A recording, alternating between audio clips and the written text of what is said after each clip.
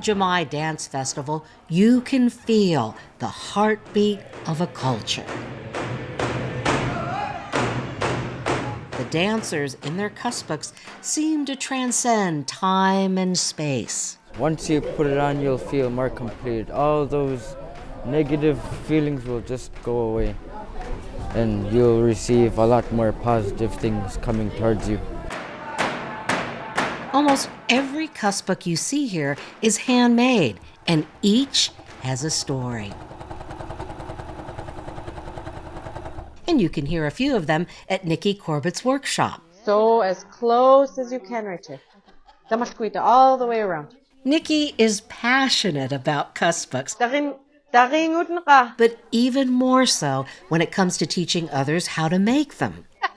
It's almost done, and it looks awesome. I'm so happy. Although Ann Luthi grew up in the Bethel area, this is her first kuspuk. I don't have patterns.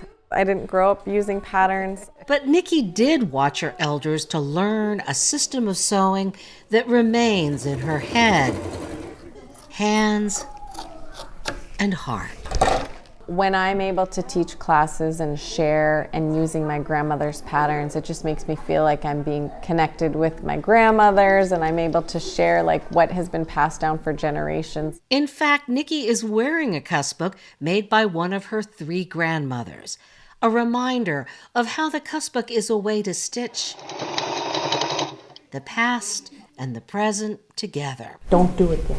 Wait till you're pro. And while this workshop has mostly drawn adults, Nikki says she especially enjoys teaching high school students. I also go into the heavy stuff about talking about trauma and talking about coping mechanisms and how this can be something that can be a healthy thing for you to do. Being proud of who you are and proud of where you're from and knowing who you are and knowing your background. For many here, kuspuks are really all about one thing. The love.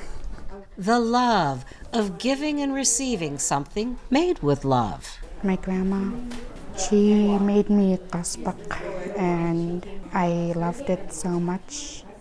I wanted to use it every day. Serena Soulsby is on a deadline. She hopes to wear this kuspuk when she dances with her village at the festival. Her husband, Darren, enjoys watching how the fabric of family life all comes together. When our kids get a new one, just how happy they are, how much it means to them.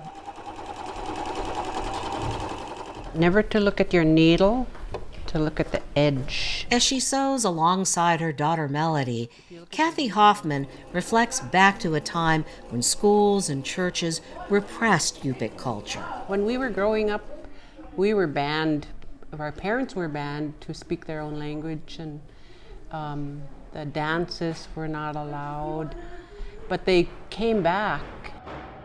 Kuspuks have become a symbol of freedom, a way to express your individuality, yet also show unity. I do feel ready to dance.